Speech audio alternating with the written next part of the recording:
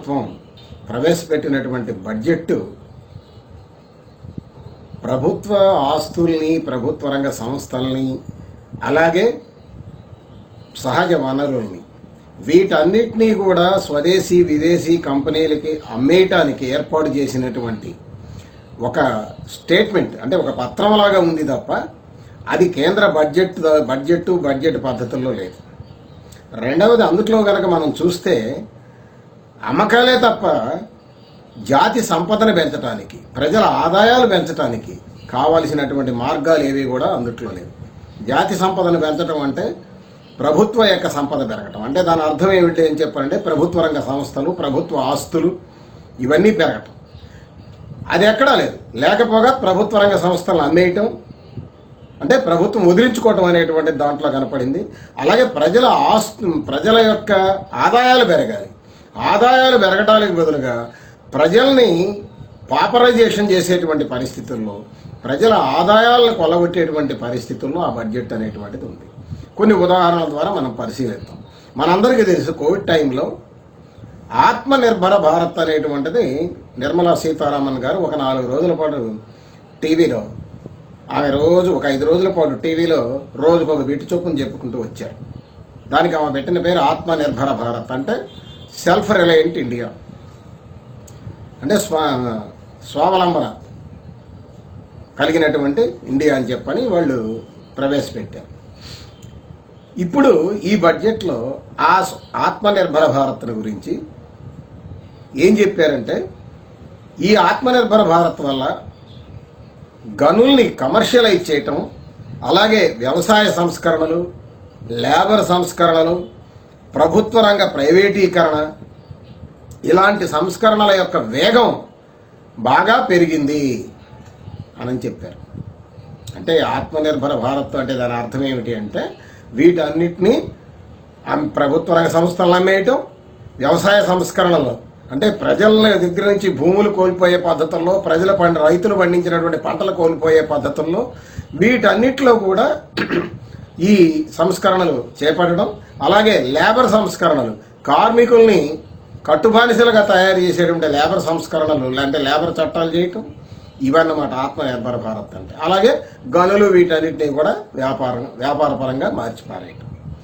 ఇది ఇంకో మాట ఏం చెప్పిందంటే, దాంట్లోనే వాళ్ళు చెప్పినటువంటి ఇంకో మాట, ఈ ఆత్మనిర్భర భారత్ అనేటువంటిది 130 కోట్ల భారతీయుల యొక్క ఎక్స్ప్రెషన్ అని చెప్పాను. అంటే 130 కోట్ల భారతీయుల యొక్క వ్యక్తీకరణ అని చెప్పింది. ఇప్పుడు మనం అడగాల్సినటువంటి ప్రశ్న ఏమిటంటే, నిర్మలా సీతారామన్ గారిని కానీ, మోడీ గారిని కానీ, అయా భారతదేశంలో 130 కోట్ల మంది ప్రజానీకం ప్రభుత్వ రంగ ఆస్తులు అమ్మేయమన్నారా? ప్రభుత్వ రంగ సంస్థలు అమ్మేయమన్నారా? ఎవరు చెప్పారు మీకు? ఈ వ్యవసాయ చట్టాలు ఎవరైనా కోరారా? ఇప్పుడు రైతులు అక్కడ పెద్ద పోరాటాలు నడుపుతున్నారు. ఈ వ్యవసాయ సంస్కరణలు అమలు జరపమని ఎవరైనా కోరారా? ఇటువంటి లేబర్ సంస్కరణలు ఇవి కావాలి అని ఎవరైనా కోరారా? మరి 130 కోట్ల మంది భావం యొక్క వ్యక్తీకరణ అని చెప్పని ఎలా చెప్పగలరు? అంటే వీళ్ళు చేసిన పని సమర్థించుకోవడానికి 130 కోట్ల మంది ప్రజానీకానికి దీన్ని మరక అందరికీ రాసేటువంటి పద్ధతి అన్నమాట. ఇది వాళ్ళు చేసింది. ఇంకా ఈ బడ్జెట్లో కనుక చూస్తే 2 ముఖ్యమైనటువంటి రంగాలు, జాతీయ రహదారులు, 2 పవర్ గ్రిడ్.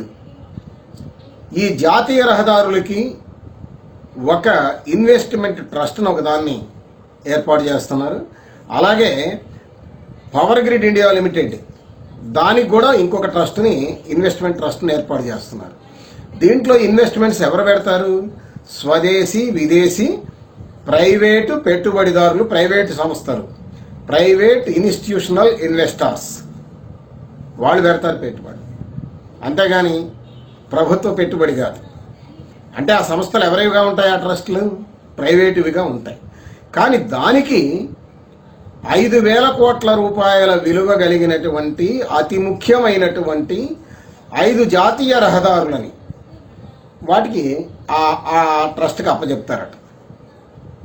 అదేవిధంగా 7,000 కోట్ల రూపాయలు విలువ కలిగినటువంటి ట్రాన్స్మిషన్ లైన్స్, దాన్ని ఆ ట్రస్టులకు అప్పచెప్తారట. అంటే దీని అర్థం ఏమిటి అంటే, జాతీయ రహదారుల్ని ప్రైవేట్ కంపెనీలకు అప్పగిస్తున్నారు. అలాగే ఈ పవర్ యొక్క మేజర్ పవర్ గ్రిడ్స్ని ప్రైవేట్ వాళ్ళకి అప్పగిస్తున్నారు. ఇది ఆ ట్రస్ట్ ఎలా ఉంటుందంటే మన పిఎం కేర్స్ ఫండ్ లాగా ఉంటుంది. ఇది చెప్పారు కదా, ఇది మా ఆర్టీఐ కిందకు రాదు, మీకు సమాధానం చెప్పాల్సిన అవసరం లేదని చెప్పి రేపొద్దున ఇవి కూడా అలాగే తయారవుతాయి. అంటే ప్రైవేట్ పెట్టుబడులు పెట్టేటువంటి దానికి వీటన్నిటినీ కూడా అప్పగిస్తున్నారు. ఇది కీలకమైనటువంటి విషయం. అంటే ప్రైవేటీకరణ చేయడానికి మార్గం. ఇక రైళ్లు కాడికి వచ్చేటప్పటికి మనందరికీ తెలుసు, ఇప్పటికే రైళ్లు అనేటువంటివి ప్రైవేట్ రైళ్లు వస్తాయి, ప్రైవేట్ వాళ్ళకి ఇస్తున్నామని చెప్పని ఇప్పటికే డిక్లేర్ చేశారు. ఇక నుంచి ఆదాని రైలు, అంబానీ రైలు, అవి ఇవి అన్నీ వస్తాయని చెప్పని ఇప్పటికీ రైళ్లు రెస్టోర్ అయినా కూడా ఆ రైళ్లు మన మామూలు పాత పద్ధతుల్లో రైళ్లు తిరుగుతున్న స్పెషల్ నంబర్లతో తిప్పుతున్నారు. ఎందుకంటే దాంట్లో ఉన్నటువంటి రాయితీలు వీటన్నిటిని కూడా ఎగ్గొట్టడం కోసం తిప్పుతున్నారు. అలాగే రైల్వే స్టేషన్స్ని ప్రైవేట్ వాళ్ళకి ఇవ్వడానికి ఆల్రెడీ సిద్ధం చేశారు. ఒక 500 స్టేషన్స్ని. 500 ఏం కర్మ, 500 ముఖ్యమైన ఇచ్చిన తర్వాత ఆటోమేటిక్గా చిన్నవి కూడా దాంట్లోకి వెళ్ళిపోతాయి. ఇప్పుడు కొత్తగా ఈ బడ్జెట్లో ఏం పెట్టారంటే, ప్రజాధనంతో అంటే మనం కట్టినటువంటి పన్నులతో వీళ్ళు ఈ గూడ్స్ రైళ్లు నడవడానికి సపరేట్ ట్రాక్ వేస్తారంట. సపరేట్ క్యారిడార్ వేసేసి అది ప్రైవేట్ వాళ్ళకి అప్పచెప్తారు. అంటే సొమ్ము ఒకటిది సోకొకటిది అన్నట్టుగా అసలు ఆ రైల్వే ఆస్తులే మనవి. ఇప్పుడు అవన్నీ వాళ్ళకి అప్పగించబోతున్నారు. ఇప్పుడు కొత్తగా మళ్ళీ మన డబ్బులు పెట్టి ఆ సపరేట్ లైన్ వేసి వాళ్ళకి అప్పగిస్తారు అన్నమాట. ఇది వీళ్ళు దీంట్లో పెట్టినటువంటిది.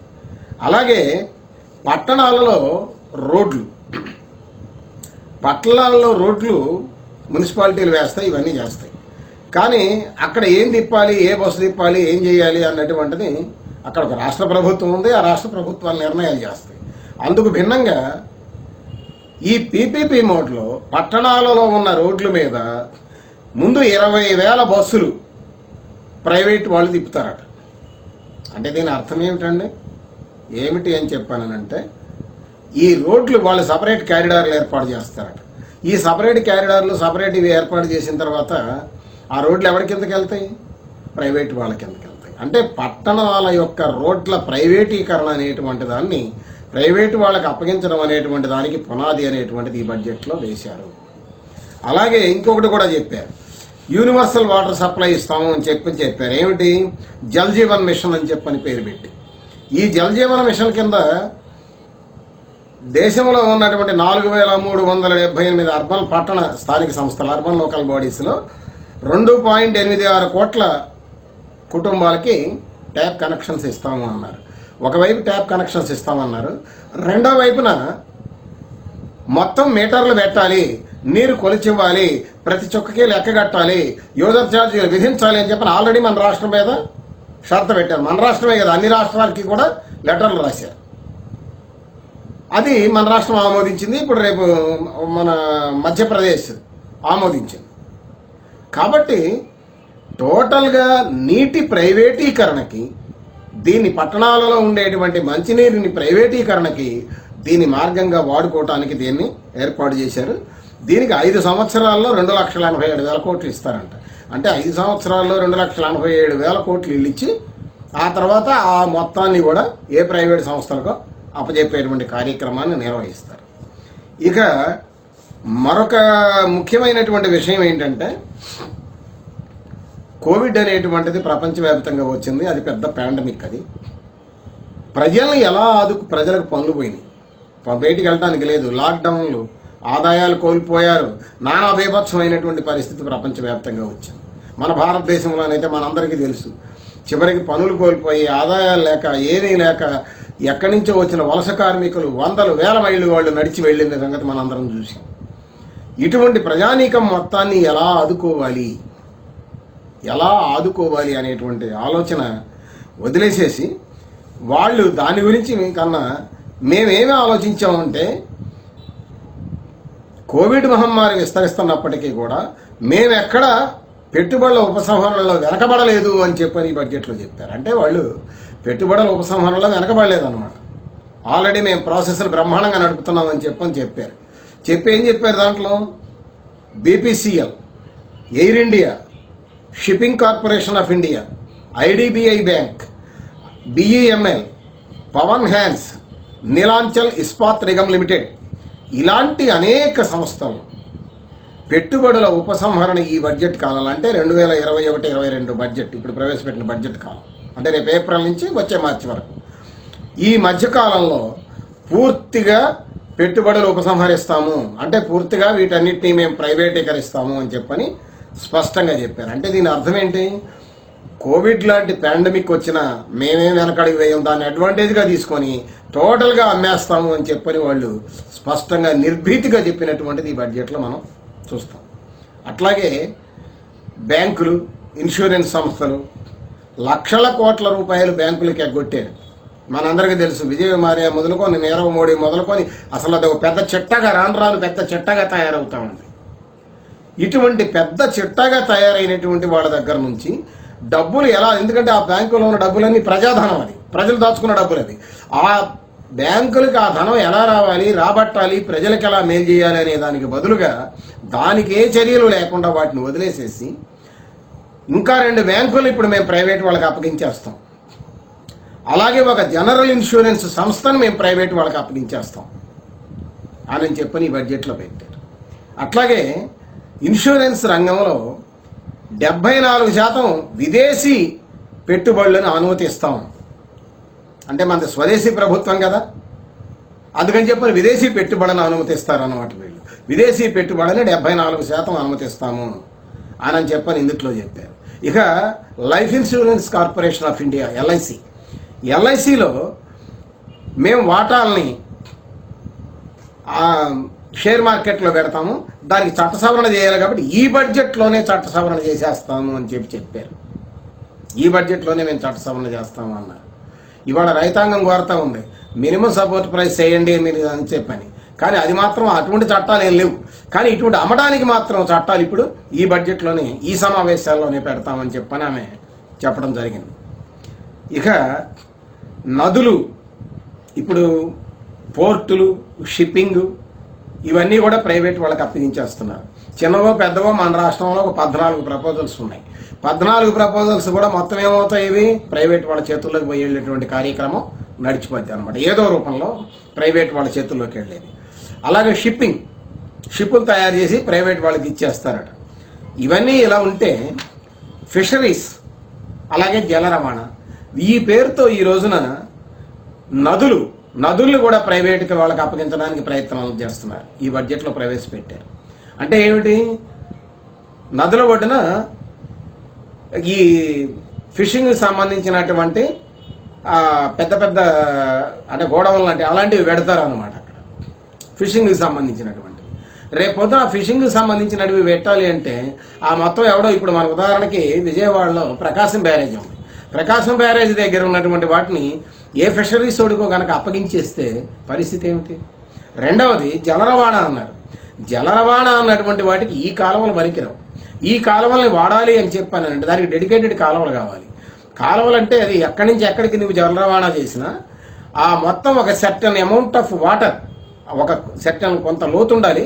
ఆ లోతుకు సంబంధించిన ఎప్పుడూ నీళ్లు ఉండాలి. ఎప్పుడూ నీళ్లు ఉంటేనే జల రవాణా అనేటువంటిది జరుగుతుంది. అది ఈ నీళ్లలో ఇప్పుడు ఈ కాలువల్లో కనుక అది జరపాలి అని చెప్పానంటే ఏం చేయాలి?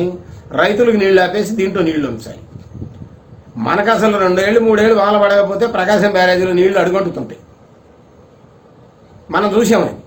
కానీ ఇప్పుడు ఆ నీళ్ళన్నీ కాలువల్లో పెట్టి, కాలువల్లో రైతులకు గనక లేకపోతే ఇప్పుడు ఆ రైతులకి నీళ్ళు ఇవ్వాలి. రైతులకు నీళ్లు కాలువలు కొదలగానే ఆటోమేటిక్గా దీంట్లో నీళ్లు తగ్గుతాయి. లేదా దీంట్లో నీళ్లు నిల్వ ఉంచాలంటే రైతులకు ఆపేయాలి. రైతులకు ఆపేస్తే వ్యవసాయం పరిస్థితి ఏంటి? కాబట్టి దీంట్లో ఒక కీలకమైనటువంటి విషయం, ఈ జల రవాణా పేరుతో, ఫిషరీస్ పేరుతో ఈ రోజున నదులను కూడా ప్రైవేట్ వాళ్ళకి అప్పగించేటువంటి కార్యక్రమం నడుస్తుంది. ఇది ఈ బడ్జెట్లో వీళ్ళు ప్రవేశపెట్టారు. అలాగే ఇంకొక అబద్ధం, మామూలు అబద్ధం కాదు. ఏమిటి అబద్ధం? ఇప్పుడు రైతులు ఏం కోరుతున్నారు? అక్కడ ఢిల్లీలో పోరాటం చేస్తున్నటువంటి రైతులు, మాకు మండీ వ్యవస్థ కావాలి.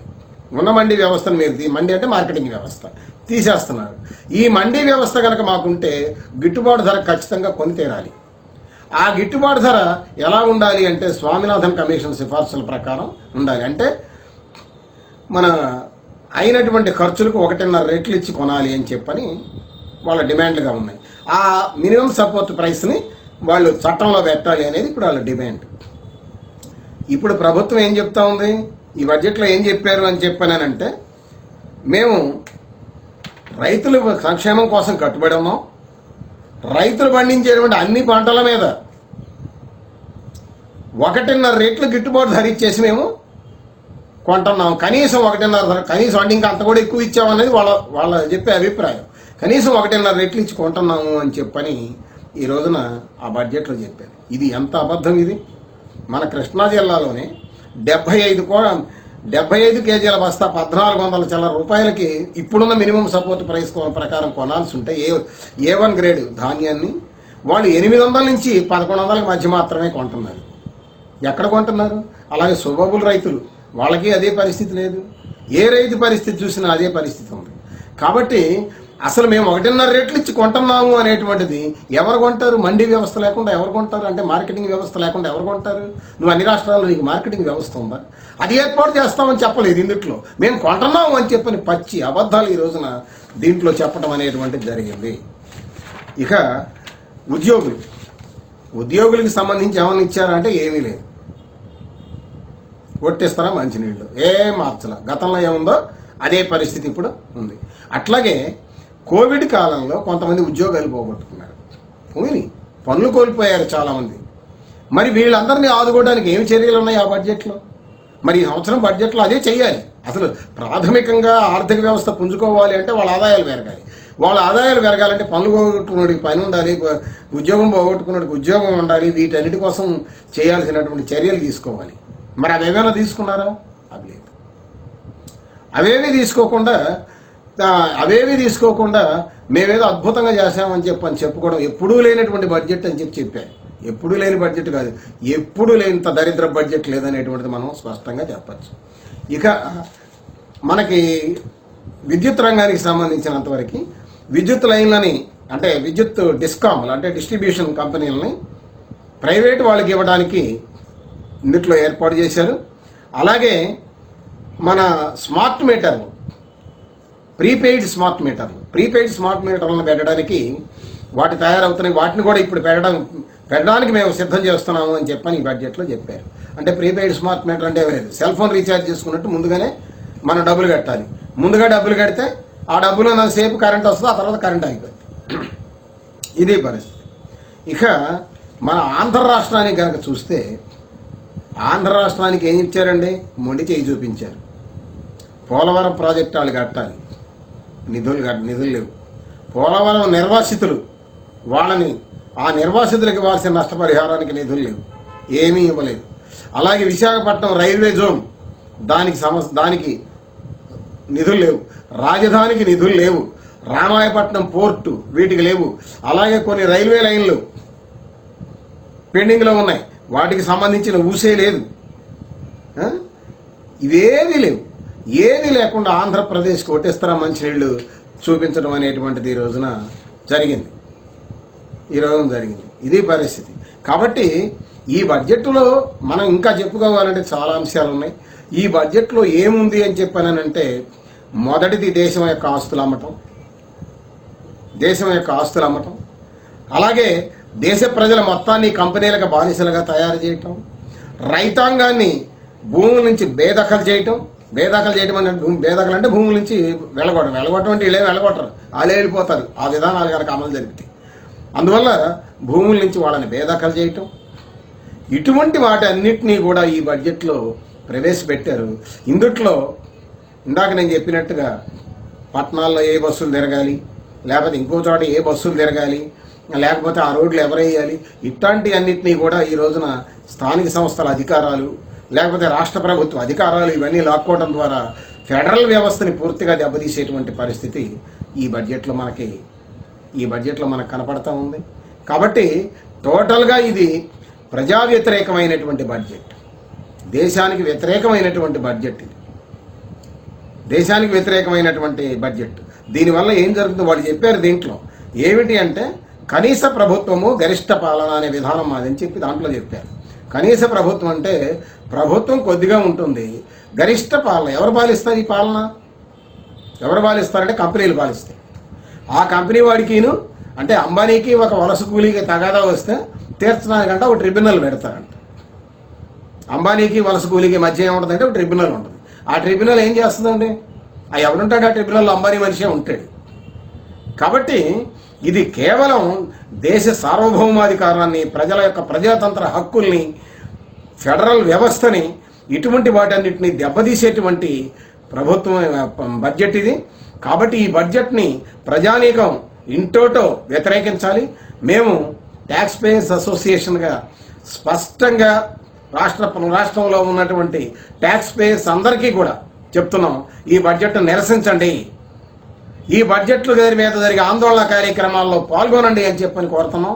అలాగే రాష్ట్రంలో ఎన్నికైనటువంటి ఎంపీలు ఉన్నారు, వాళ్ళు ఏ పార్టీ వాళ్ళైనా కావచ్చు, లోక్సభ సభ్యులు ఉన్నారు, రాజ్యసభ సభ్యులు ఉన్నారు, వాళ్ళు ఏ పార్టీ వారైనా కావచ్చు, అందరూ కూడా ముక్త కంఠంతో ఈ బడ్జెట్ని పార్లమెంటులో వ్యతిరేకించాలి అని చెప్పని మేము విజ్ఞప్తి చేస్తాం.